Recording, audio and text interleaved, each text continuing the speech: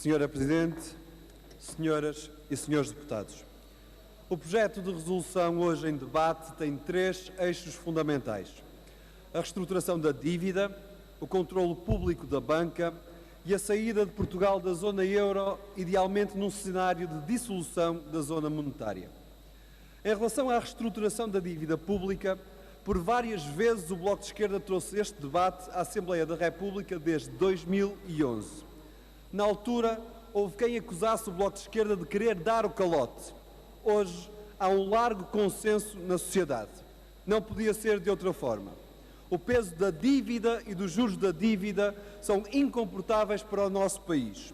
Um país com uma dívida pública de 134% e que paga mais de 7 mil milhões de euros de juros por ano, perde margem para investir no crescimento e na criação de emprego. Ora, a maioria deste dinheiro deveria estar canalizado para defender os mais desprotegidos e para recuperar a economia e a indústria. Não deveria estar canalizado para pagar a especulação e a agiotagem. Cada milhão pago é mais um milhão que sai do país, que prejudica a nossa posição externa, e menos um milhão de investimento nas pessoas e na economia. Para o Bloco de Esquerda, uma reestruturação da dívida deve ter como pontos centrais a realização de uma auditoria à dívida pública, identificando o que resulta de negócios ruinosos, de especulação e de agiotagem, sendo essa dívida considerada ilegítima, a renegociação de prazos, montantes e taxas de juro, reduzindo o peso do exercício da dívida para permitir a canalização de recursos para o investimento público e produtivo e para a criação de emprego, a redução do estoque da dívida, tendo em conta a redução em 50% da dívida pública de médio e longo prazo, substituindo-a por novas obrigações do Tesouro, que deverão ter um prazo de pagamento de 30 anos e um período de carência de juros até 2020. O corte na totalidade dos juros do empréstimo internacional. É inaceitável que as autoridades europeias emprestem aos bancos a taxas próximas de zero e obriguem os Estados a pagar muito mais.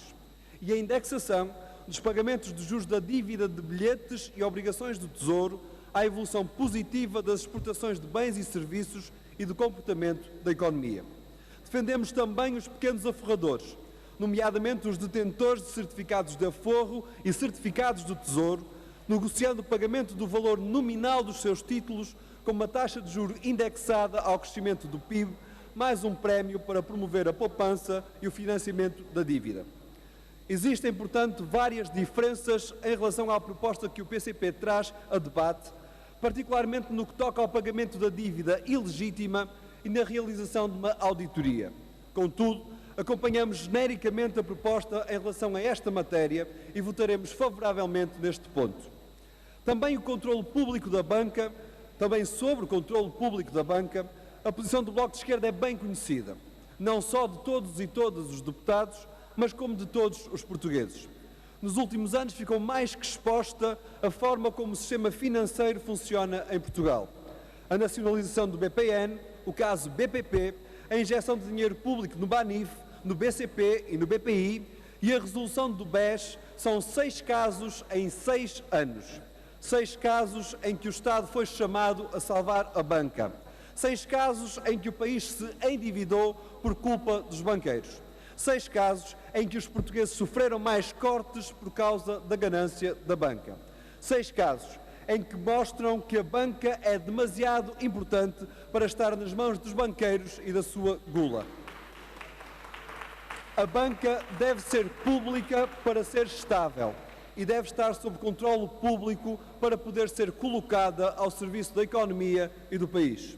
Ainda na última campanha às europeias, essa proposta, o controle público da banca, era bem clara no manifesto eleitoral apresentado.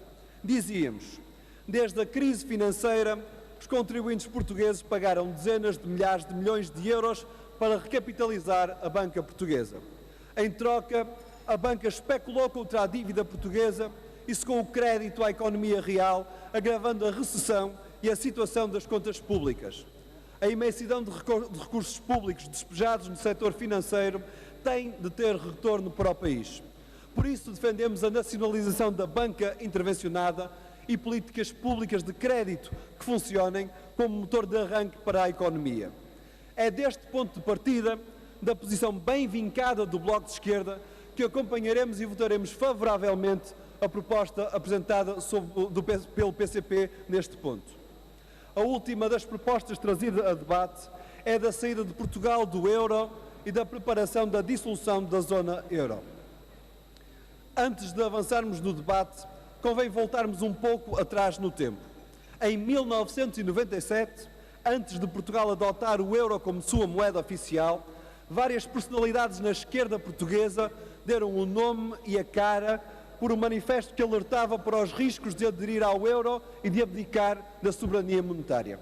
O Bloco de Esquerda ainda não existia nessa altura, mas alguns dos que vieram a ser os seus fundadores assinaram esse manifesto. Francisco Louçã, Luís Fazenda, Fernando Rosas e outros juntaram os seus nomes a mais de 46 mil cidadãos que subscreveram esse manifesto. Nesse manifesto alertava-se que o cumprimento dos critérios de Maastricht para a adesão de Portugal à moeda única, com a sua lógica neoliberal, tem significado políticas de austeridade com o aumento do desemprego, degradação de salários e pensões, desresponsabilização do Estado na área social, educação, saúde, segurança social. Para além disso, alertava-se para as implicações da perda de soberania monetária. Lia-se no manifesto que a participação na moeda única implicaria graves perdas para a soberania nacional.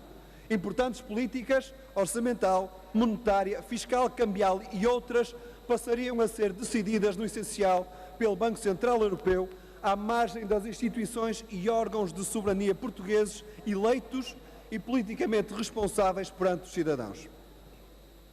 Prova-se hoje que os problemas identificados então são alguns dos problemas com que Portugal se bate agora por ter entrado no euro. Mas a discussão sobre a não entrada no euro não é simétrica à discussão sobre a saída do euro. Vamos ser claros para que não restem dúvidas.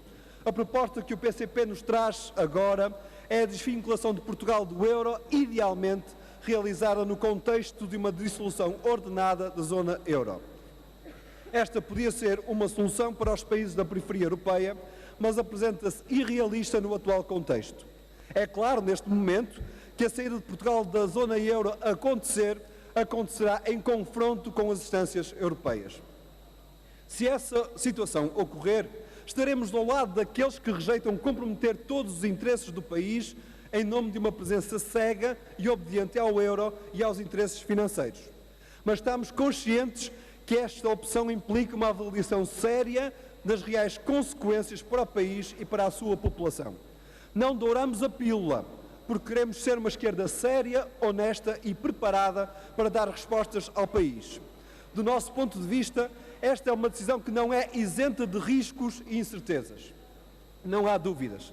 Do lado europeu, a permanência na zona euro tem servido como chantagem para a imposição de mais austeridade sobre o nosso país.